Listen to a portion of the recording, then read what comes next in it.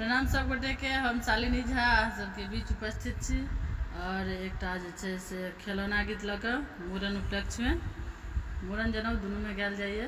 तऽ एहिमे जे छै से ननद और भौजाई के हास्य व्यंग्य छनि और भाई के संग में। तऽ सुनू अहाँ सब ई हास्य व्यंग्य बहुत सुंदर छै, दान दक्षिणा के लेल भऽ रहल छनि बहन भाव जा ननद भाउज में। तऽ सुनू अहाँ सब और हमर आशा है जहाँ सबके नीक लागत।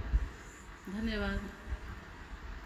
लाल बच्चा के मूरन छलन तैं हम नहीं हरलौं हो लाल।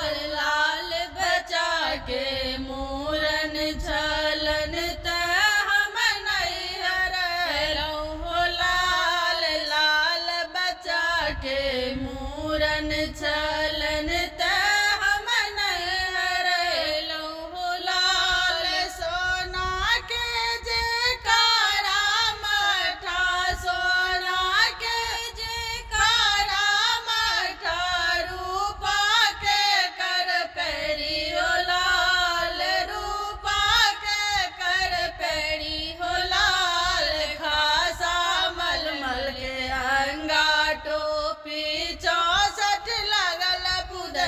हो लाल। खासा मलमल के अंगा टोपी 64 लगल पुदनिया हो लाल। लाल बच्चा के मूरन छलन से हम नहीं हरलौं हो लाल। सोना खराम चरी भैया भौजा से पूछथिन, सोना खराम चरी भैया भौजा से पूछथिन की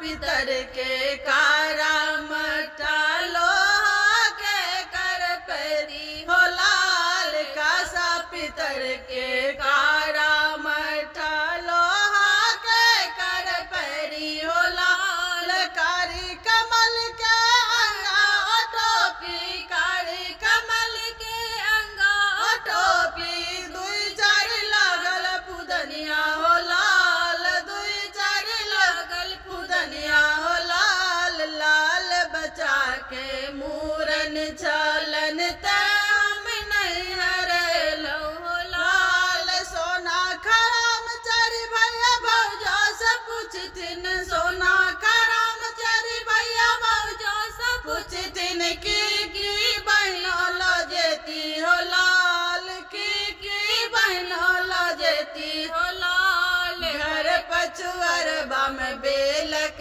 गछिया ताही मेरे सम के डोरिया हो लाल। घर पछुअरबा में बेलक गछिया ताही मेरे सम के डोरिया हो लाल। ननदो के बानव नंदोसिया के बानव, ननदो के बानव नंदोसिया के बानव ताही में ननदो के भैया हो लाल। ताही में ननदो के भैया हो लाल। लाल बच्चा के मूरन छलन तैं हम नहीं हरलौं हो लाल। एही बेरिया छोड़ दिया भौजो, एही बेरिया छोड़ दिया भौजो अब नहीं हरेबै हो लाल।